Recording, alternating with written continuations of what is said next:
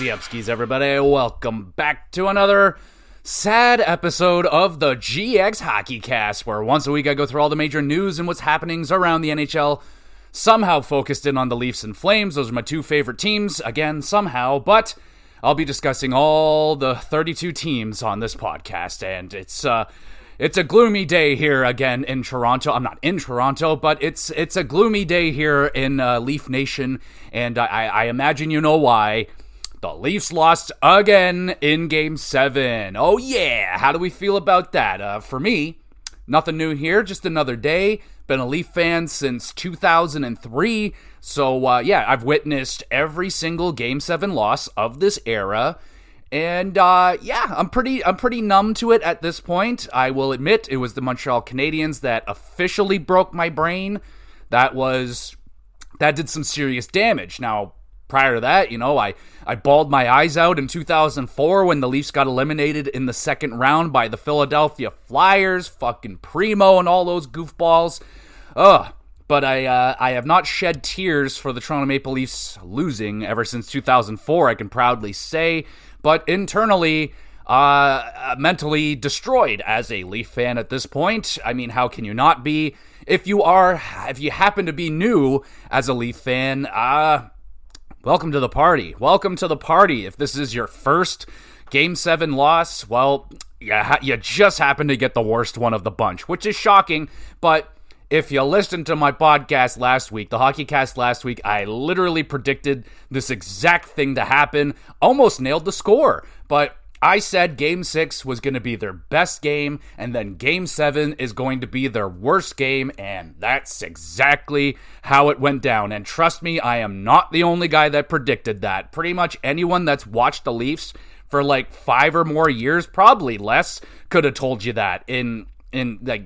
Yes, there are absolutely the optimistic, great people out there that were like, Leafs are going to get it done in 7, they're going to finally make it, and bless your optimism, keep that up, don't let the Leafs take that away from you, or the fans, or whatever, just keep that optimism going, but for most of us that have been through, 7 or 8 of these Game 7 losses, numerous series explosions, implosions, all that. I mean, yeah, it's pretty, I didn't blame any Leaf fan that said, nah, it's not going to happen. You can feel it, man. Like for me personally, when the Panthers, after Game 4, that's when I knew the Leafs were probably done. Like they had to win a game on the road in there. They had to go up 3-1 if they were going to have a shot to take down the Panthers. They didn't.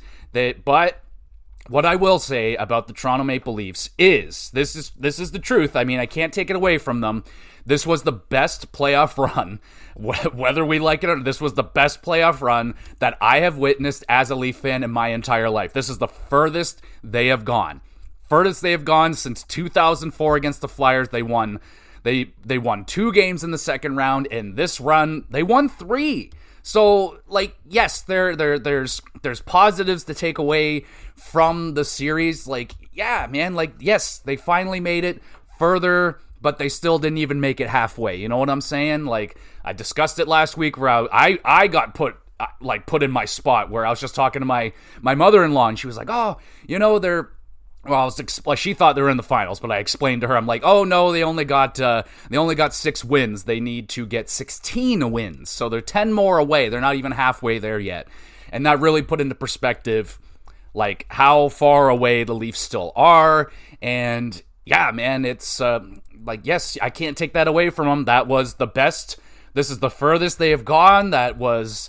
Yeah, in the Matthews era, whatever, the Core 4 era, this is their best run, and it's still not good enough. And that's the way it is, baby. And yes, I will be discussing a lot of stuff about this, but we'll go back to Game 6 quickly. We'll discuss that, even though it really doesn't matter. But the Leafs did exactly what they needed to do. You got Joseph Woll with an amazing bounce-back game. Defensively, the Leafs were fantastic, top to bottom. I mean, they were clearing out pucks. They were making smart defensive plays.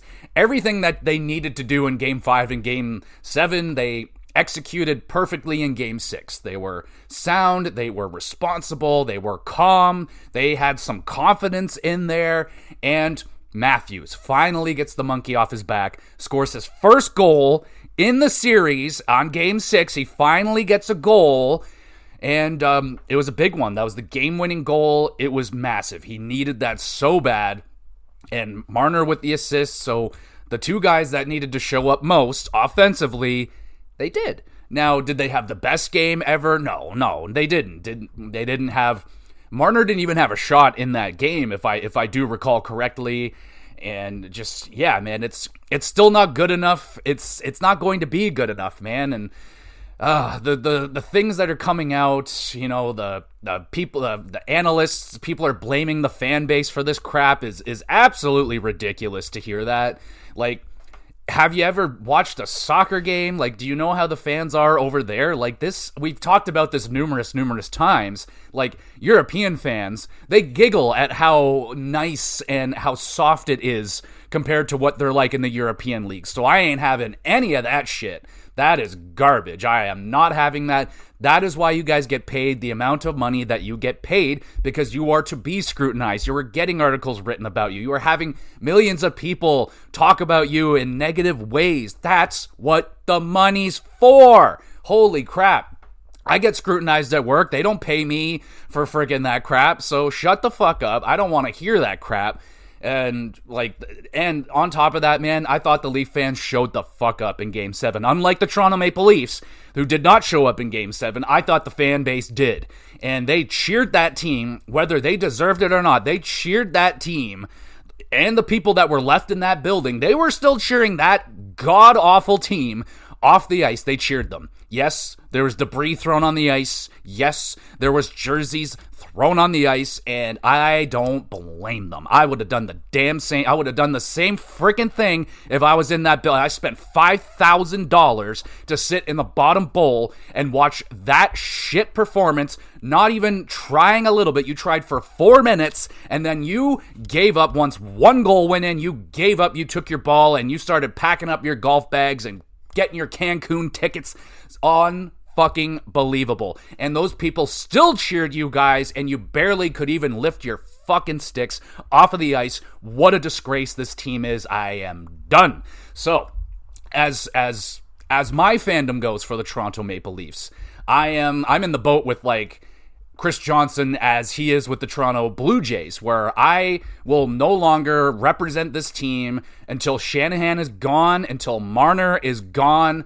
And I think that's where I'm drawing the line. I will not deal with this team if those two people are in this organization, have anything to do with this team any longer. The Shanahan plan has failed. It failed 5 fucking years ago, and they still just kept slamming their face into the wall over and over again. It's going to work this time. Process, baby. It's going to work this time. Process, baby. Wham, wham, wham. Over and over and over again. You failed and failed and failed again. Last year was your last chance. You sacrificed Dubas, you sacrificed Sheldon Keefe, and you said, I'm going to sacrifice you guys, and I'm going to keep my job. And what did you do? You ran it back, and you fucking lost again. If Shanahan is still in that freaking organization, I am done. I'm done with the Leafs until that man is gone, because what is the point anymore? We've done this 9 years in a row, and the same results every single time. Matthews, Marner, Nylander, Tavares, the core, whatever the fuck you want to call them, can't get it done. How much more proof do you need? How much more proof? Boston, Tampa, Columbus, Montreal. What more do you fucking need, man? Like, I was done after Columbus. I said, that's the time to blow it up. They didn't. Montreal, what more proof do you need than that? They still didn't do it. Here, Nylander, here's some more money. Here, Poppy, here's some more money. And if they do it again and they say, hey, Marner, you know what, pal? You need more money. Here you go. Here's the $14 million you're asking for and absolutely deserve. Fuck that shit. The only way that Marner is allowed back on this team if he's taking a discount, because he ain't worth $11 million. No way, Jose. Not for the Toronto Maple Leafs, who are a different organization.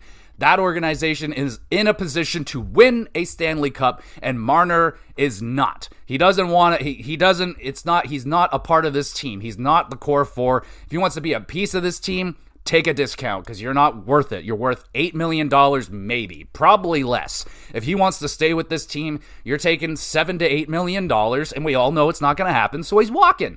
Matt Marner is gone, and it's for the better for everybody. It's the better thing for Marner to do. Marner's going to leave this toxic, horrible environment. It's a horrible, horrible, horrible environment for him.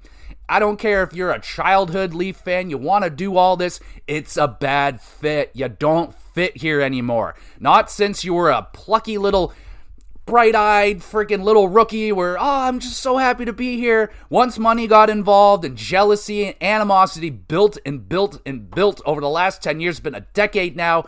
It's a toxic, horrible, horrible relationship. The Toronto Maple Leafs and Mitch Marner need to break up. And they needs to break up. Nah, they needed to break up years ago. And they're not even staying together for the kids anymore. They're all grown up. They're in college. Break up now. I'm done with this shit. Like, wow. So I did see that Berube said that, I want Marner and Tavares back. Sure, whatever, man. You got to say what you got to say. Deep down, he knows that's not going to get them anywhere. Marner's not going to win them a freaking championship. Tavares won't win them a championship. Matthews won't win them a championship. I put Matthews in the same boat as Marner now. Matthews has proven time and time again he can't do it either. And once Marner's gone, and if Matthews stays, that scrutiny is going to go on him so much more now that there's no more Marner. And Willie, even though he still didn't perform well enough, he performs better than Matthews, better than Marner, better than Tavares. So he's going to be probably left alone because everyone's like, hey, he showed up a bit. Did he show up in Game 7? Fuck no. Nobody did. Nobody had a good game in Game 7. Maybe Max Domi. Maybe. But that more or less was just a good play. Did he have a good game overall? Not really. I can't say a positive thing about anybody on that team in that game. Morgan Riley was fucking atrocious. Made yet another boneheaded Morgan. I was so mad, dude. Morgan. Why? Why did he do that? The worst pinch ever, and this happens every single year, man. Like, what is it? The Sandine Spinorama, Liljegren fucking up. Like, it never ends. It doesn't matter. Someone's going to take that role. If Morgan's gone, then Jake McCabe will be wearing the clown shoes and nose next year. If he's gone, then it's going to be Tanev. It doesn't matter. Someone will always step into the I'm going to fucking blow it for our team for no reason role. I'm jumping in. Benoit will probably do it. Who knows? Someone will do it. It happens every single year. Someone loses their mind and just makes the stupidest play, and it sucks the life out of the team, and that's the way she goes. And as sad as it is that the team gave the fuck up after one goal and the game was absolutely wide open, still available. It's anybody's game. Game 7, Leafs shriveled up and gave up. They didn't try. They lost every 50-50 battle. And it's the easiest thing to beat the Leafs, man. It's not hard. All you got to do is apply a little bit of pressure. Just a little bit of pressure. And they crumble. Yes. Watch that. If you watch that game, every single fucking time the Leafs touch that puck, a Florida Panther or 3 is starting their swarm on them, and they panic. They throw it somewhere, and it's gone. It's right back into the Florida possession, and they're back in our zone, and it's in the back of the net. Disgraceful. Joseph Woll, terrible game. Letting that terrible, right when, Max Domi scores, there's life in the building again. It's 3-0 at this point, and Max Domi scores 2 minutes into the third period, and the building is alive, and you could feel it. There was magic in the air, and underratedly, they talked about it on the Steve Dangle podcast, and I was saying the same thing while it happened. Domi scores that goal, and then they have a stoppage on the play because they got to fix the ice. There's something on the ice, got to fix it. It takes about 3 minutes or something, and boom, that's the momentum gone. That's the momentum gone from that team right there. They needed that. They needed to fucking drop that stupid puck right away, and the Leafs could have got some more pressure, and who knows. But no, they have that fucking delay, and boom, 8 seconds into that play, it's in the back of the Leafs net, silences the building, and it's over again. it's just completely dead at that point. Like, that was it. You had that little spark, and the Panthers said, fuck that shit, and all the credit to the Panthers. They played a perfect game against the Toronto Maple Leafs. They knew exactly what needed to be done, and they executed it. Pressure. Do not take your pedal off the metal, because the Leafs can't handle pressure. And it was like, the Leafs already beat themselves before the game even started. It was the setting alone was going to beat them. Game 7 in Toronto, good luck. The Leafs don't play good at home. I don't understand why they wanted home ice so freaking badly when you guys don't play good at home. Both of the 6-1 losses in game 5 and 7 at home, what a disgrace. Like, I feel so bad for anybody that bought tickets. Feel sorry for anybody that wasted their time walking downtown Toronto and being in that square only for your team to put up that effort for you. Like, God bless the Toronto Maple Leaf fans. I don't care how much shit they get. They come out. They support this team that only steps and breaks their hearts every single year by not showing up, not trying, giving up before it can even get once it gets a little bit hard, they give up. And these people show up, they spend a crazy amount of money to show their support for you guys, and you can't even fucking get up for a stupid game. It's a game, and you let all the outside noise, oh boy, oh dear, and you're a professional freaking athlete making $10 million, and you're gonna let Steven on the corner that doesn't know a fucking thing about your life or hockey, and you're gonna let that bug you? Unfreaking believable. You're gonna let an analyst who retired 20 years ago, hasn't played a hockey game in 20 years, who gives a shit what anybody says? You're in the position. Who gives a shit what I say? I'm just doing this for my own mental health, man, to get this shit out. And if Marner listens to this and actually takes what I have to say personally to him, then you shouldn't be in Toronto. What the fuck are you doing, man? You need more guys like Max Domi. You need more guys like William Nylander to play in Toronto that don't care what we say about them. Like, I know it's super easy to say, oh, I don't care what you say, but you guys got to do way better at blocking that shit out. Like, holy crap, if I was a professional athlete, I wouldn't have anything to do with social media. I wouldn't do that. Like, why would I do that? It's toxic, it's evil. I gave up social media when I was in grade 9. I knew how toxic and horrible it was. I gave up Facebook, never touched it again. I don't do that shit. I post my podcast stuff on there, and that's it. I hide the hell away from any of that stuff because it's toxic, and people just say hurtful things because they want to see your response to it. So I have no time. I don't listen to that crap. But these guys clearly do, no matter how many times they say they don't. It's so obvious that you guys listen to it, and you clearly let it control your lives. You let it control the outcomes of your games. It's a hockey game. Just play the game. And every analyst, Berube, everyone was like, I don't understand it. I just don't get it. I don't get it. Of course you do. You do get it. It's the same fucking thing that's been going on for 10 years between the eyes, man. It's all in their head. How do you go from a perfect execution in Game 6, shutting out the Florida Panthers, and sandwich between that are two of your worst fucking games you will ever play in your lives? It's all in between the head. That there's a huge problem with this mental hurdle that this team just cannot deal with. I just do not get it.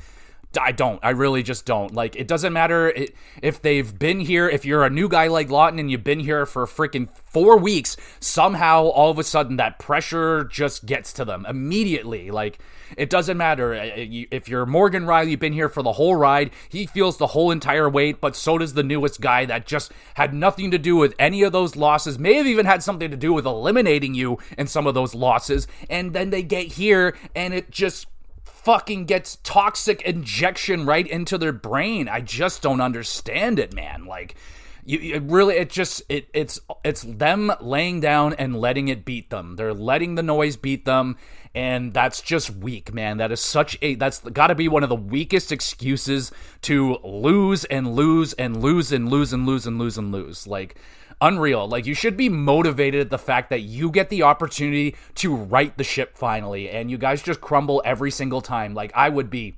Like, these guys should be foaming at the mouth to finally right the ship and get over this hump and be like, see, we can do it. And you guys have shown it, but you just show it in the wrong games. You show it in the games that don't matter. You show it in regular season games when it doesn't matter. When it matters, you're 0-8, man. You lost every single do or die game, and it's magical at this point. It is a new type of magic, and the Leafs are just swimming in it, man. We call it choke.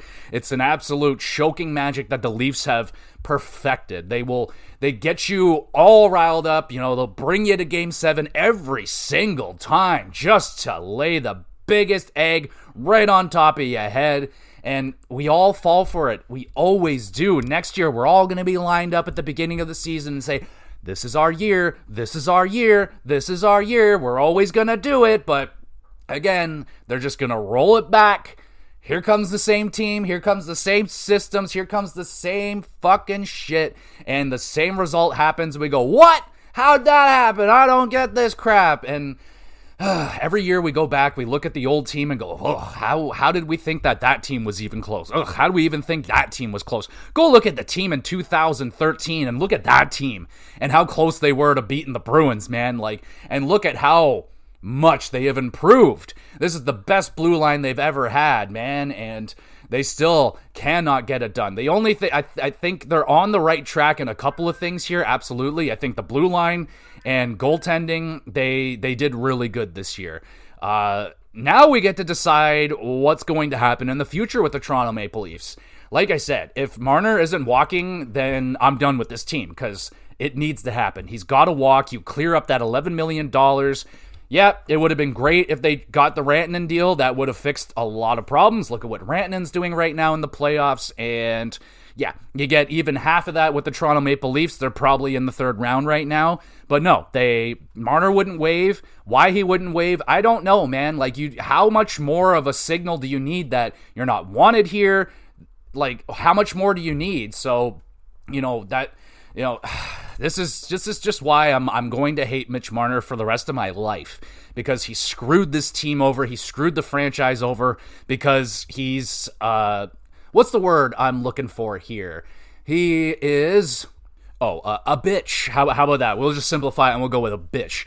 Ever since the little bonuses that Matthews got and Marner didn't, Marner, his agent, and his father have proceeded to be the worst people ever, and demanding this, demanding that, and literally proving nothing. You can sit there and, I had a 100-point season, but then what do you do in the playoffs every single year besides absolutely nothing?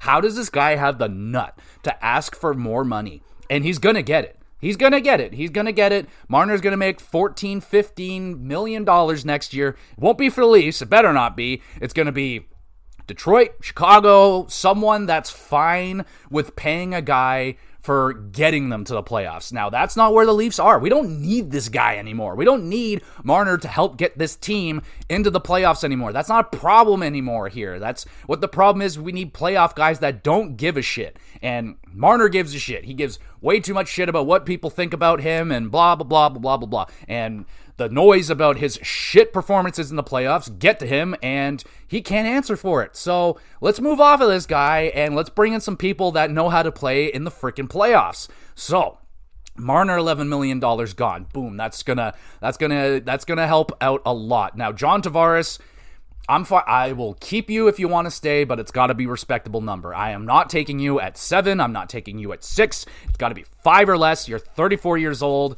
And it's not like you were fucking doing a lot in the playoffs either, Jonathan. You tried, but you're too slow, and arguably you could be a third liner next year or soon, who knows. So I know he had a great season this year, but again, he didn't really show up in the playoffs either. Then, okay, so who else is up? You got the Matthew Nye situation. Now that's going to be an issue right there.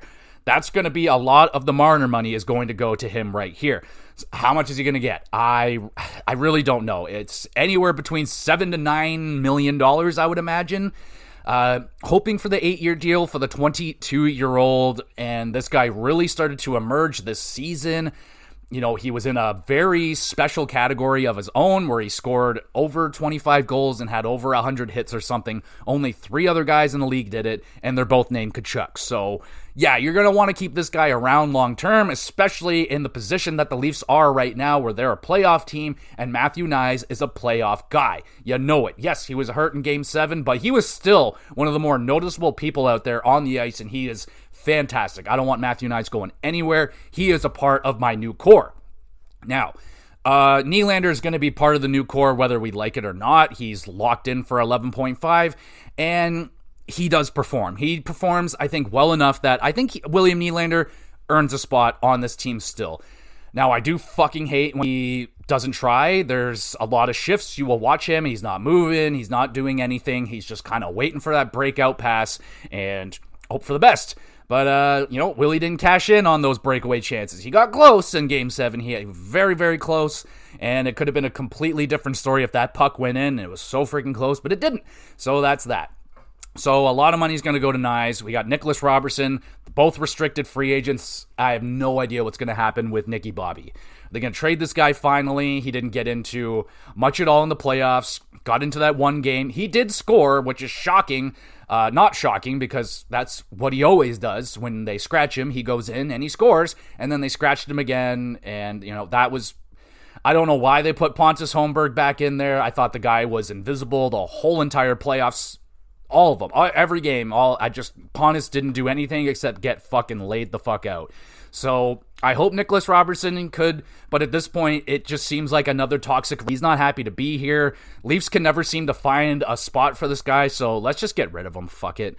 You got Pacioretty. I would love for this guy to come back, but he's 36 years old now. I love what he did for the Leafs in the playoffs. He was one of the best players that they had, but he's 36 years. Like, you should not be saying that Max Pacioretty at 36 years old after 2 Achilles surgeries was one of your best players. Like, that should not be a thing. But it was. So there's that. You got Pontus Holmberg. I could give one less of a shit if he comes back or not. He's doesn't do anything in my books. I really like Steven Lorentz. I would love for him to come back. He's probably going to get a little bit of a raise over the league minimum that he's making right now. But we know what the big problem is, and 70% of the cap is allocated to the Leafs forwards. And funny thing is, the Leafs can't score. Funny that is, eh? Weird that you put all this money into these forwards and they can't score. Matthews, 1 goal in the playoffs. Like, how pathetic. How pathetic. $13.25 million per goal in the second round. What a disgrace. And the guy finally hit the net. Crazy what happens when you hit the net. It's weird how more often you score when you hit the frickin' net. And Matthews had the most shots in the playoffs and the most misses. So it's got to be his worst playoff series I have seen. Yes, he was playing great defensively for most of it, but then all of a sudden, Barkov just took his lunch money and never gave it back. Like, Barkov started dominating that line. They were getting hemmed in every single time, and really hard to watch, man. Really hard to watch. More often than not, I would see Matthews go into a puck battle. He comes out with that puck way more often than not, and it just was not happening for the whole entire team.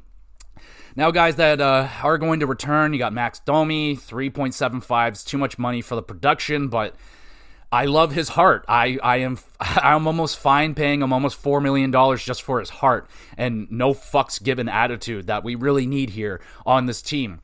David Kampf, he's got to go. $2.4 million, way too much for him doing nothing. Calle Jarnkrok, I like Calle Jarnkrok for 2.1, fine with that. Scott Laughton, 1.5, I love that. Oh, Bobby McMahon, holy crap, the invisible man himself. Come on, I can't believe this guy did nothing in the playoffs. He was out there. He had some good-looking shifts, but no production, so there's really nothing I can say. But if Bobby McMahon wants to be a 25-30 goal scorer in the regular season for 1.35, I can't complain too much about that. So their forward group's a joke. It's very light, very top-heavy, and the topness doesn't perform in the playoffs when it matters. So you got to move off it. So Marner's gone. Hopefully we'll see if they bring in Sam Bennett. Again, Sam Bennett on the Leafs is going to be, I don't know, 8% of what he was on the Florida Panthers, because you just can't get away with a lot of the stuff that they do in Florida. You can't get away with that here in Toronto. So 27% is made up on the blue line. The only guy that they got to worry about is Hakanpää. He didn't play, so he's probably not going to play. They're probably not going to resign him. Everyone else is signed. You got Morgan Rielly, 7-5. What's going to happen with Morgan Rielly? I don't think he's tradable at this point, so you're going to have to deal with it. Christopher Tanev, absolute warrior this season, an amazing performance. And Florida did exactly what they were supposed to do with a guy like Tanev. They fucking hammered him, beat his ass down so he had nothing left in the later stages of the series, and that's what the Panthers do. They out-hit the Leafs every single game, pretty much 2-1, and that will wear on you in a series where, like, yeah, the Leafs look good in the first 2-ish games. Then you start to see the wear and tear going in. You start to see the second guessing of, do I really want to go in there into that corner and get hit again? Do I really want to make this pass and take the hit? Oh, well, you started to see a lot less of that the more that the series went on. The Leafs were less willing to take a hit or take a hit to make a play. They were just less willing to do that, and especially less willing to throw those hits. Was not seeing a lot of hitting going on. But you got Tanev. We'll see what he's going to be, what's left of him next year. He's 35 years old now, took 1 billion hits this playoffs, blocked 1 million more shots. Like, we'll see what's left of him next year. OEL, I thought was great for 3.5. I'm fine with that. Brandon Carlo, 3.5. I'm fine with that. Jake McCabe, he's going to get increased to $4.5 million.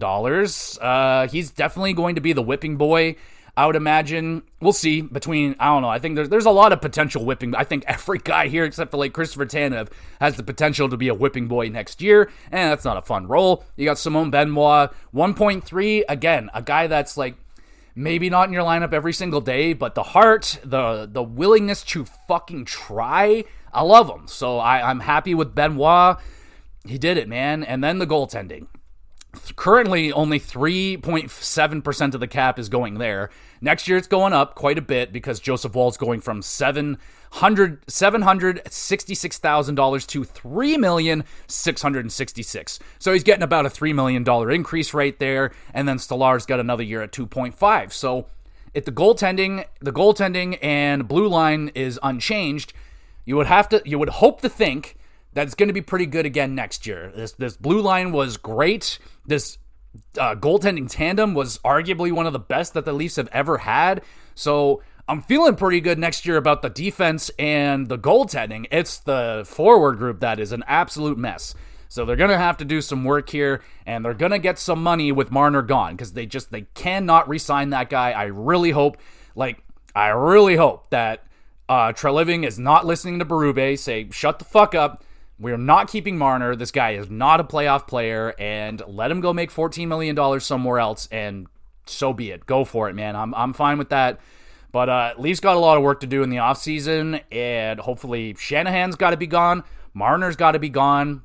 And then the question's going to be, like, how much more do we put into Matthews here? Because Matthews has proven time and time again that he's not getting it done either. So how much longer do we let Matthews? And was it a big mistake giving him the captaincy? Because you go from 69 goals to fucking 30-something goals. Like, is it too much weight and too much pressure? Well, apparently it is. Like, if I give the captaincy to William Nylander, a guy that truly doesn't give a shit, that's who you put the captaincy on. Like, I really don't know. Like, yeah, looks like in hindsight, Matthews shouldn't have been the captain.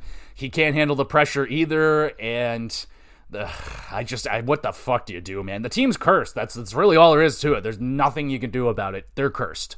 But why not dive deeper? Let's take a look at some of the stats that these guys had. So Austin Matthews throughout the last 5 games of the Florida Panthers series, a total of 3 whole points, 1 goal, and a -3. So, yep, that's absolutely worth the $13.5 million that we're currently paying him. Overall, in his whole playoff run, 13 games, only 3 goals. 3 goals from a 69 goal scorer, your best goal scorer allegedly on your team, got a total of 3 goals in the playoffs. Way to go. Mitch Marner, 13 games played, 2 goals in 13 games. Absolutely brutal. And I don't care how many points. He put up 13 points in 13 games. 2 goals. Bad. You got outscored by Matthew Nyes, John Tavares, Morgan Riley, Max Domi, who doesn't shoot, outscored you. Oliver Ekman-Larsson had as many goals as you did, and you only had 1 more than Christopher Tanev, man. Like, weak. And, of course, the leader in goals, who'd have guessed it, it's William Nylander, the only guy that shows up. Even though 6 isn't great, it's the most on the team. So, yeah.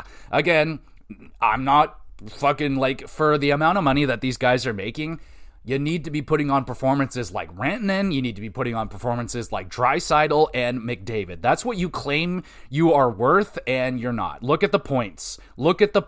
It's pathetic. So let's go look at the points that a team like the Edmonton Oilers players are currently putting up. Oh, look at that. Well, that's not going to make me look very good now, is it? Well, McDavid has 3 goals in 11 games, 17 points. I mean, that's a lot of points. Draisaitl has 5 goals in 11 games. So, not as much as I was hoping for to make my point look a lot better, but still, your top guys are not putting the puck in the net. Aside from Nylander, Tavares with 5 goals is pretty decent, you know. Morgan Riley with 4 goals. It's just the boneheaded plays, man. Like, Morgan Riley is still super guilty of making these boneheaded plays, and it's that offensive defenseman in him that still decides, I'm gonna make this pinch for no reason. And it's like, you gotta get rid of that shit, man. Stop being reminded of that. Oh, I scored 20 goals and I had 70 some odd points. Like, you're never gonna do it again.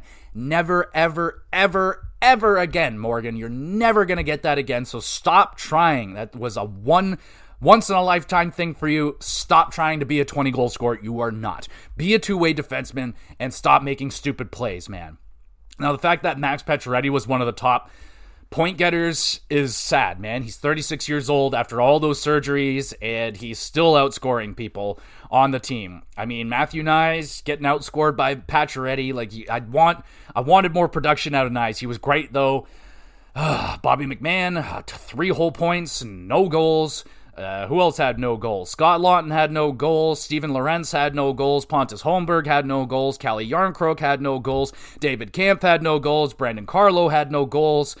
Who else do we have that had Bobby McMahon? Said him. Jake McCabe, no goals. You know, some of those guys you can give a pass. Like Jake McCabe, I'm not really expecting. Like, I honestly was smitten with the blue line. I thought they stepped up huge. And again, I don't think the blue line's the problem. Don't think the goaltending was necessarily a problem. I think if the Leafs if Bennett didn't fucking elbow drop Stolarz in the back of the head, who knows? Maybe they win this series. They didn't have a game there where they have to kind of get Woll prepared. He lets in a bunch of goals. They lose the game. But then he dialed in. Like, Woll had a couple of good games, but he also had a couple. I mean, the team in front of him was god-awful. He did let in a couple of muffins, so I don't know. I can't blame Woll, but Woll didn't. He held him in there for Game 3, where they had no right being in that game, Game 4, but damn, dude, like, it's unfortunate, but that shit happens, man. So, I mean, top to bottom, I don't think anyone really had, aside from Pacioretty, had like an overly, oh wow, what an amazing performance. Really didn't expect that out of X player, and I can really only say that for Pacioretty. Matthews didn't step up, not good enough. Marner, not good enough. Nylander, about good enough. But yeah, man, just weak, just freaking weak. Not enough point production, and it's especially out of your big guys, man. So I'm done with the core 4. Do we need more freaking excuses? Do we need more evidence that these guys cannot get it done? Like, I don't know what more do. So let's be done with them and move off, please. All right, that's enough with the Leafs. Sorry about the extremely long rambling, but let's move on now to the other fallen Canadian team, the Winnipeg Jets, who go down in 6 games to the Dallas Stars. And it's Connor Hellebuck, man. Like, they just went down too far in the series. They had a really great Game 5. What really, really sucks about this series is the passing of Mark Scheifele's dad. That was incredibly sad. And then the whole Jamie Benn situation, like, oh, that was so disgusting. I hated that situation. If you didn't see it, after the end of the game there, emotions running very, very high. And Scheifele and Benn are in a scrum together. Scheifele has his arms down like the referee's holding him back, holding him down. Literally cannot defend himself. And Jamie Benn just pops him right in the face. Really hard punch, glove on, and Scheifele fucking loses his mind. Rightfully so. Don't blame him. Dude's freaking trying to get away from the ref and just kill Jamie Benn. And it's nothing new in Jamie Benn's career. He's a real dirtbag, scumbag when it comes to this kind of stuff, but he's a competitor. This is what his game, that's always been a part of his game. That was a real fucking low blow, real scumbag move thing to do right there. And, but at the end of it, it's a hockey game. It's a competitive series. These are competitive, very, very competitive guys. And I'm just happy to see that in the handshake line that Jamie Benn and Mark Scheifele had a moment. You know, Jamie Benn saying, like, I really respect you as a player and all of that stuff. The Winnipeg Jets team embracing Scheifele and the Dallas Star team embracing Scheifele as well. Masterclass right there. Very classy gesture. I'm very happy to see that. You know, that people can be, you know, very heated in the game, but once the game's over, that the guys can realize it's just a game. You know, it's not, I'm not trying to, like, well, hopefully people aren't trying to hurt each other on purpose. It's just competition. I know sometimes it crosses that line, and I think Jamie Benn crossed that line, but he definitely realized it at least and apologized and did the right thing. So, you know, I'm all the best wishes for Mark Scheifele and the Winnipeg Jets, man. Like, it's a very unfortunate year, like, to win the president. Did they win the presidents? I don't know. They won the West anyway. To win the West and to get off to that start, that very scary, almost went down in the first round again to St. Louis. You got a miracle there. You get through it, but it was about as hard of a run as you can get for Winnipeg, man. You draw the hottest team coming in St. Louis. You got through that. You weathered the storm of Connor Hellebuck never finding his game. He never found it. He got a couple of good games there, but you can tell that the Jets they didn't have that confidence on the back end that they normally do in the regular season, where it's like, odd man rush, breakaway, doesn't matter. We got Connor Hellebuck back there, but when Connor Hellebuck in the playoffs is rocking like an .866 save percentage, I think that's what he had, .866, it's not going to get you anywhere. I'm shocked that they got to the second round. Not shocked at all that Dallas took him out. It just wasn't going to happen with Connor Hellebuck playing like that. They never really went off him. It looks like they never gave Eric Comrie a chance to try and win a game. And he had a .923 in his very limited appearance in the playoffs. But, man, I would have gave him a game, man. I would have definitely given him a chance, because Connor Hellebuck did not give Winnipeg much of a chance. I mean, Kyle Connor was spectacular. Scheifele did what he could. I thought Nikolai Ehlers had a really good run, but outside of that, man, it was pretty lackluster. Like, you didn't get enough out of Cole Perfetti. Josh Morrissey didn't have any goals. Nino Niederreiter had 4 goals and 6 points. Like, not bad. You want maybe a little more. Gabriel Velarde never really got it going. He came in late through injury, so he was probably still banged up. Adam Lowry, only 4 points, 4 goals, and there was a big goal in there, but you want more production out of your captain. Who else down here? Alex Alafalo only had 2 points in 13 games. You want more there. Brandon Tanev had zeros across the board, man. He didn't do much of anything aside from hitting stuff. But the story is Connor Hellebuck, man. Playoff Hellebuck is a hella fraud. He's hella suck in the playoffs. So do the Winnipeg Jets need to find a playoff goaltender where someone that, I don't know, maybe struggles in the regular season but just shines like a diamond in the playoffs? Can they find somebody like that for a reasonable price? Because it's proven time and time again that Hellebuck cannot get the job done. He turns into a pumpkin every playoff. So what do they do now? Like, they doubled down on him. They gave him the big contract extension, so kind of stuck. I really wish they gave Comrie a game or two just to see, like, hey, maybe this guy's an ace in the hole and he plays great in the playoffs. Like, I don't know. They should have given him more time, but too late now. So the Winnipeg Jets, a disappointing season for sure. Kind of a whimper out of the playoffs. Like, they they didn't they tried a little bit against Dallas. I not at really any point did I think Dallas was losing this series. Like, it was in the bag, man. And Dallas was only getting stronger. They got Robertson back and they got Heiskanen back in the series. Though Jason Robertson hasn't done anything since his return, really. He's still really slowly working his way back into the lineup. I think he's got 1 point here in 8 games. I'll pull it up. But what we do know is that Rantanen was an animal, an absolute animal. He continues. He's leading the playoffs in scoring. 9 goals, 10 assists, 19 points. Now that is a playoff performance right there. Now that is earning your money. And he should be making more than $12 million right now. If he didn't sign that extension, he would be racking it up right now. Here's another million. Just throw on another million. Why not? Because dude is just killing it. Thomas Harley has been amazing out there. He's been so good. Rupe Hintz pretty good. Wyatt Johnson's starting to get it going. Mikael Granlund had a freaking hat trick, all in the same position. It looked like Connor Hellebuck's glove side got completely exposed, same way that Joseph Woll's blocker side was getting exposed. So there's a book on Hellebuck, and it's becoming pretty well known. It seemed like Dallas knew exactly what they were doing. Yeah, man. I want to see a goal out of Matt Duchene. That'd be nice. He doesn't have any goals. Maybe some more points out of Tyler Seguin, Mason Marchment. Jamie Benn's only got 3 points in 13 games. You want that to be a little more. Miro Heiskanen, he's gotten into 3 games now. He's already got 2 assists, so that's looking really good. And then Jason Robertson, 6 games played, only the 1 assist. So if they can get Jason Robertson going, that's just yet another super deadly threat on the Dallas Stars that is filled with them right now, man. And then Jake the Ottman, playing good, 8 wins, rocking 919 save percentage, like maybe not the best in there, but very consistent, really, really good. Or sorry, 919, I think that's what I said. Anyway, so now their opponents, the Edmonton Oilers, await them. Their first game is tomorrow, I do believe.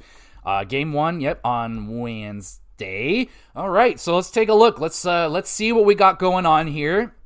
So the big thing is going to be goaltending. And Ekholm for Edmonton.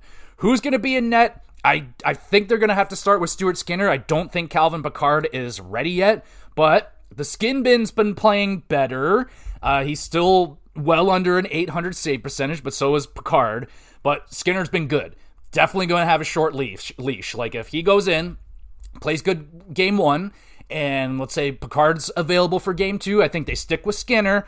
But if Skinner goes in game 2, gets lit the fuck up, they're going back to Calvin Pickard, like, real fast. I don't think there's going to be much of a leash there. So goaltending is a big problem right now for Edmonton. You really don't know what kind of performance you're going to get out of them, but you're probably going to need to score some goals. Now, thankfully, they got some guys that can score. They got Connor McDavid. He's got 17 points. Leon Draisaitl, 16. And Evan Bouchard with 12 points. These guys, the team has been putting in goals pretty consistently, man. Like, you got McDavid, 3. Draisaitl, 5. Bouchard, 4. Nugent Hopkins, 3. Hyman, 3. Evander Kane, 4. Corey Perry, 5. Connor Brown, 4.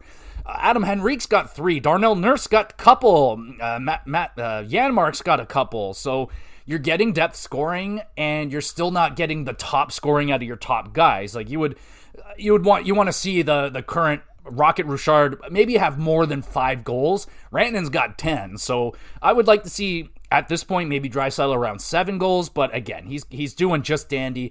So is McDavid. You want more than 3 goals out of McDavid? I think you're going to see some goals out of these guys in the series. If not, then there's not going to be much of a chance for Edmonton to get by Dallas.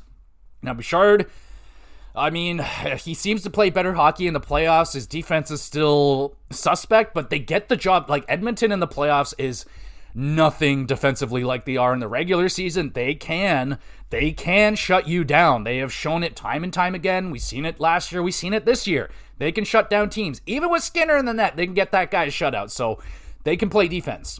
Zach Hyman, doing great, doing his thing. So, yeah, dude, they're getting, like, really good performances out of, Colson's doing good. He's got 6 points. Connor Brown, like, showing up huge. Corey Perry showing up huge. Evander Kane's been freaking fantastic. Like, And they got guys sitting in the press boxes. Like Victor Arvidsson's been in the press box. They got Jeff Skinner still only played the one game. They got Kapanen playing a couple here and there. John Klingberg's been playing some good hockey. Like, they're getting performances, man. Like, I don't know what it is about Edmonton. They got a lot of passengers seemingly on this team until playoffs. All of a sudden, then Janmark's amazing. Connor Brown's amazing. Evander Kane, he's here now, and he's being great. So, Edmonton, they're a bit of a wild card, man. Like, I really don't know what you're going to get out of them. It's going to be an amazing series. I do have Dallas winning in 7 games. I give the edge to Dallas. They're deeper forward-wise. I think I'm not going to say a wash, but they got the bigger name on the blue line and Heiskanen in terms of defensive stalwarts. Dallas has the edge there. Goaltending, Dallas has the edge there, but it's game by game. Like, you can't go in with the stats of the teams right now and be like, that's the numbers you're going to get into this. I have no idea. Ottinger can turn into a pumpkin. He can go to a 950 goaltender. I don't know. Same thing with the Edmonton goalies. Like, they can go back to playing 800 hockey, or all of a sudden Stuart Skinner is a fucking 950 goaltender, and it's going to be a defensive series. Who knows? This could be a shootout. I hope it is, but it's going to be good, man. This is definitely the marquee series of the third round. I don't think there's all that much hype in the eastern side of things. We'll take a look at that in a moment, but I'm picking Dallas. I think it's going to be a hell of a series, and it's thankfully they got Heiskanen back, and Edmonton needs to get Ekholm back like bad. So it sounds like he's going to miss it seems like the first 2 games, but it could be less. We don't know. They're going to try and get him in there as soon as possible, definitely. And Picard, it's not as big of an issue right now because Skinner is playing pretty decent, but that can turn on its head very, very quickly. So I give the edge to Dallas. I think they're going to get it done. They're going to the fucking finals, and then who knows? All right, so that's who I got. Let's go to the Carolina series. So, I mean, I didn't watch anything on that series, not going to lie.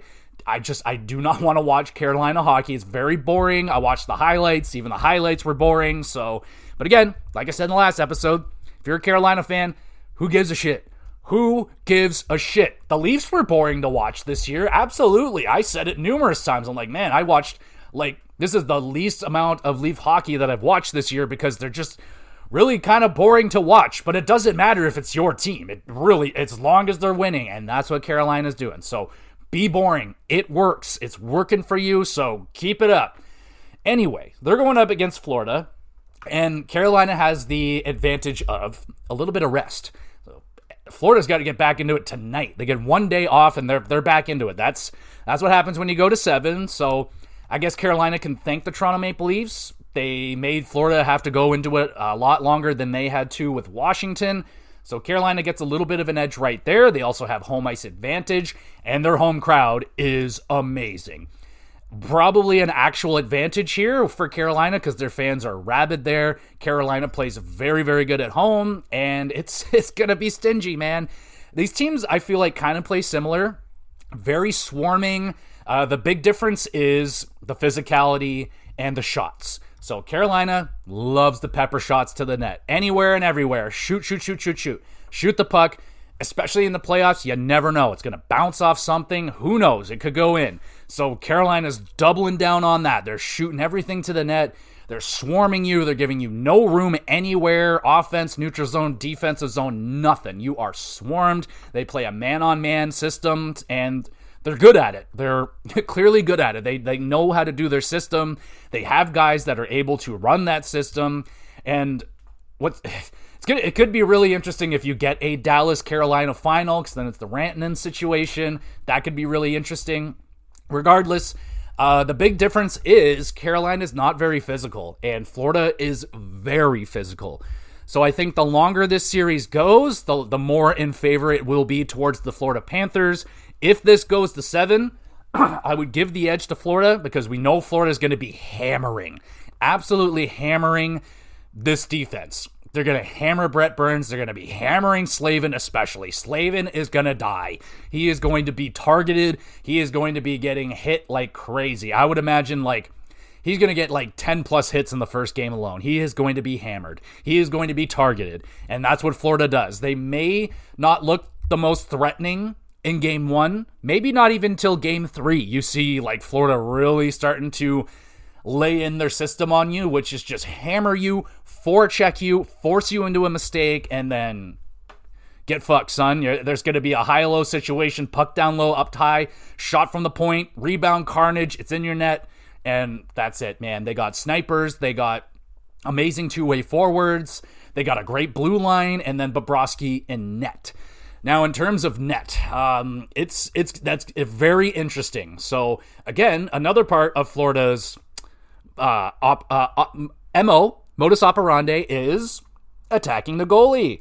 And who's in net for the Carolina Hurricanes? Well, it's Mr. Injury-prone himself, Frederik Andersen, who's been playing sensational hockey for the Carolina Hurricanes while he is healthy.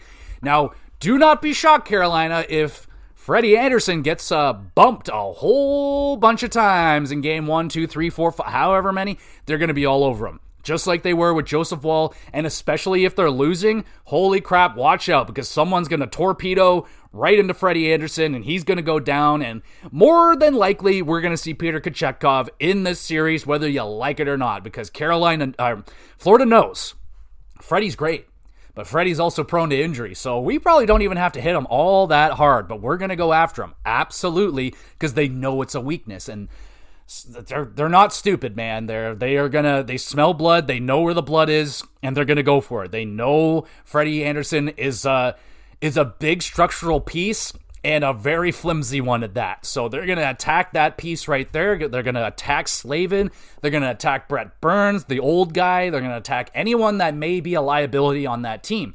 Now, thankfully for Carolina, they're doing really good right now. I mean, Aho Svechnikov has been sensational. That guy is, I think he's second place in scoring in the playoffs right now. He has been freaking on fire.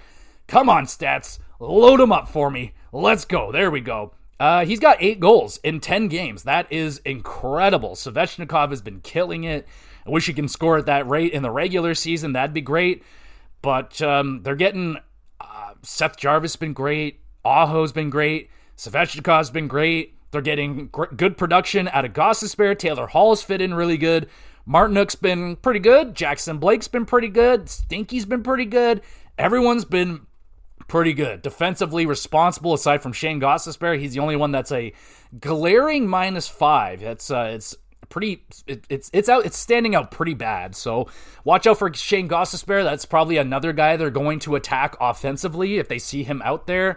And they got the Barkov line or something out. There's like attack.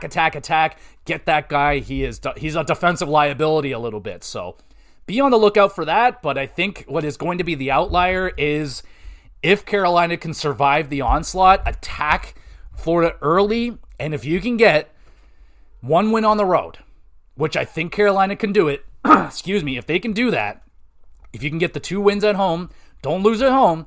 You can go up 3-1, get a 3-1, 3-0 lead. That's great. You got to do what the Leafs couldn't do, man. Like, the Leafs got off to the perfect start. They won their both games. They needed to steal one on the road. If you let the Panthers get back into this series and they tie it back up and it comes back to game 5 and it's tied up 2-2, Carolina's going to be in trouble because the longer it goes, the harder it's going to get to take out the Panthers. So you got to strike while the iron's hot. They're gassed right now. They just came off of a game 7 and you got to attack them, man. So if Carolina does not win game 1 and they do not come out, attack the Panthers, man, it's going to be a Florida Panthers win. But I have Carolina winning the series in 6 games. If it goes longer, they're going to be in trouble. So don't let the Panthers get in. Don't give them a chance. You got to smother them now. And I think Carolina knows what they got to do. They're going to smother. They're going to be a pain in the ass. They're going to be boring, and they don't give a shit because that's what they got to do to shut down the Panthers. They got to tie them up. They know what they got to do. It's going to be boring as shit. I hope it's at least going to be a very hate-filled series. I don't think about Carolina versus Florida very often, if not ever. It sounds like more of a football matchup. I think that would be a good. There's probably 2 football teams that don't like each other, But Carolina Hurricanes and the Florida Panthers, man, I hope there's some animosity there already built in. I can't think of anything. And Tkachuk has honestly been very, very quiet. I didn't notice him at all in the Leafs series. Like, barely at all. He wasn't really getting engaged with any of that shit. All I remember is him grabbing Wool and, like, whacking his leg or something at the end of the loss in Game 5. And that's just Tkachuk being Tkachuk, man. Like, oh, what are you going to do about it? I'm touching your goalie, haha. So you're going to have to deal with that. And the thing is, I don't, like, Florida's a tough team. Carolina is, like, who's really, really tough there, right? Like, I don't know. I think it's going to be a war, man, and Carolina's going to have to survive it, man. They're going to get hit a lot, and we'll see if that's enough to break through the Carolina's defense. We'll see, man. It's going to be an interesting series. I got Carolina winning it, but I would love to see. There's a couple of things I would love to see for the finals. I would like to see Carolina-Dallas for the Rantanen thing, but more, I want a rematch. I want Edmonton versus Florida again. I think that would be great.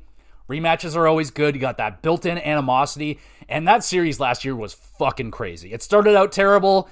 You know, Panthers go up 3-0. It's, oh no, but then that amazing comeback and an almost miracle happening. That was an awesome series. So I would love to see that one go down again. Obvious, I would love to see Dallas. I think Dallas, Florida, that would be a really good series too. I'm down. I'm down, man. Personally, I don't really want to see Carolina in the finals. I don't really have anything against Carolina, but I don't really have anything going for them outside. I really like Svechnikov, but anyway, that's really all I got about that. So Carolina, let me know who you think is going to win in the third series. Do you think is it Dallas? Is it Edmonton? Is it Florida? Or is it Carolina? Let me know, who do you think is going to win? And I think that's about everything that I want to talk about right now. Yeah, just looking through the news of the day, Matthews is like, oh yeah, obviously I was injured. He didn't go into any specifics on what the injury was. I think obviously it's got something to do with his wrist or something. He said it happened in training camp, so literally been dealing with it the whole entire season and never got it fixed. So who knows? Matthews could bounce back, actually fix what's wrong with him in the offseason and come back and score 70 next year.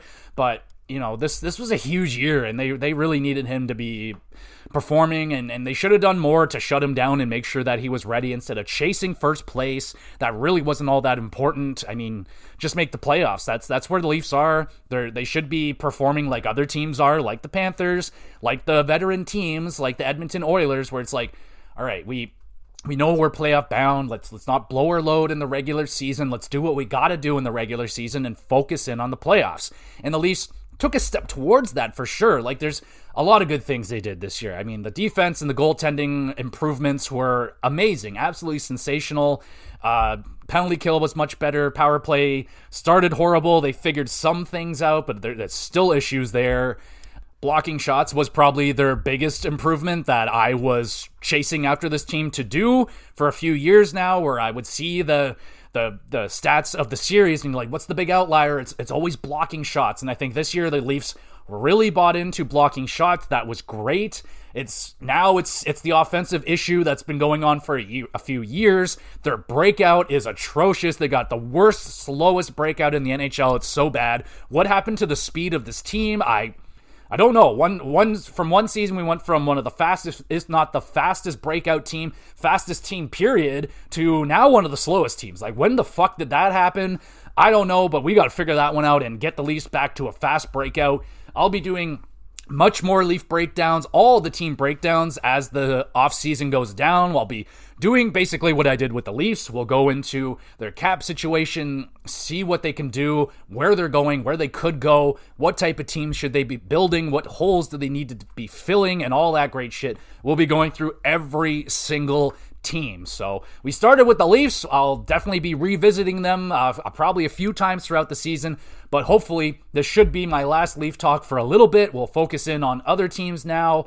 Gave the Leafs pretty much 75% of this episode, and I'm pissed, very pissed. But and like I said, I'm done with the Leafs if Marner and Shanahan are back. Like, that's it. I cannot, in any right frame of mind, cheer for this again and not be called clinically insane, because it's the same shit every year and it never works. So Yeah, I'm not for it. I thought maybe this year with the system change, Berube coming in, it definitely helped, but it's not. It didn't fix it. It didn't fix it. So, like I said, 100 times, Marner, gone. Go. Bye. All right, everybody. Thank you so much for listening. Hopefully you're doing okay. If you're not doing okay, you can talk to me, man. I got 20 years of traumatic losing in my bag, so I'm doing better at handling this. I don't get very upset in I don't get depressed about it anymore. I used to get depressed about big Leaf losses, but not anymore. It's just a game, y'all. They'll be back again next year. You can watch it again. It's hard. It's very hard. You got to remember that. This is a very hard thing to win. It's the hardest thing to win in sports. For a reason, it's very, very hard. And the fact that the Leafs are consistently, in that top 8, top 10 teams, it's pretty awesome, man. It's pretty awesome. So try to take the positives out of it, and we'll see where it goes from here. But thank you, everybody, so much for listening. You the best. You want to be even more of the best, make sure you're reviewing and sharing the podcast around with a few of your favorite friends, maybe an enemy or two. Why not? I upload all these episodes to the YouTube channel, Gamer GX Videos. Link in the description. Go over there, subscribe. You can drop a comment on Spotify. You want a question answered live on the podcast. Anything about wrestling, hockey, video games. I'll actually question my buddy, the homie Jesse asked me right before Game 7. He asked me, "Are you nervous at all?" I said, "No. Why would I be nervous, man?" And I said, after Montreal, I don't get those nerves anymore. I just accept it is what it is. What happens, and we move on. I was already prepared for it. I got mentally prepared for it the week before. I was like, I am mentally ready for them to play their worst game again in Game 7 and lose. I'm ready. And here we are. I'm fine. It's okay. It happens. Hey, it was still, whether it ended the way we wanted it or not, that was the best season the Core 4 has had. That's the most success they've had in the playoffs. 6 wins. They did better against the playoffs. 7 wins. They had 7 wins. That's amazing. That's something. And they were 1 win away, very far away from getting that win. But hey, they were 1 win away from the 3rd round. So, there was a step forward taken, but I think we got to take a step forward back. I think next year, if Marner is gone, it's not going to be as easy of a year. It's not going to be guaranteed playoffs. They may actually have to battle for it a little bit with teams on the rise like Montreal and Ottawa, and maybe Detroit gets it together. You got to watch out. So it's not guaranteed anymore. That's something that Marner does provide for the team. When you have that kind of guy on your team, you got Matthews, Marner, and Nylander, yeah, it's pretty guaranteed you're going to make the playoffs. But if we lose one of them, I still think Marner or Matthews and Nylander are good enough. The defense and the goaltending are good enough. I don't think we're going to have to worry about it. Even with a Marner exit, the Leafs should make the playoffs. All right, everybody, I'll leave you alone now, but thank you again for listening. We'll be back again. Wait, what else are we doing this week with the podcast? I might be skipping the WrestleCast. We'll see. I really wanted to get the HockeyCast out today before the series got going so I can get my predictions out and strike while the iron's still hot, while I'm still emotional about the Leafs. Didn't want to do it yesterday. I was probably too emotional, but good enough. I wanted to cool down for a day, so I may not have time to get out a WrestleCast this week, but doesn't matter. There's not really a lot going on. It's the week before pay-per-views, so not a lot of crazy shit happens. But regardless, if I get it out, I get it out. If I don't, my bad. And what else we got going on? GamerCast, 13 underrated games. The 3rd time I've done an underrated games episode. There's also 2 little mini reviews thrown in there as well, so you can go check that out. If you need some underrated game recommendations, great episode to go check out. And please throw in your underrated game recommendations as well. I'm always looking for underrated games, something I haven't heard about, especially indie games. If you got a list, throw it at me, please, and thank you. Next week's GamerCast should be on Oblivion. Do a little retrospective on, my experiences playing it back in the day and my experiences playing the remastered version. So I'll do a little review on that, a little retrospective action. Yeah, so there we go, everybody. Thank you again for listening. We'll be back again with some more GX Plus Cast.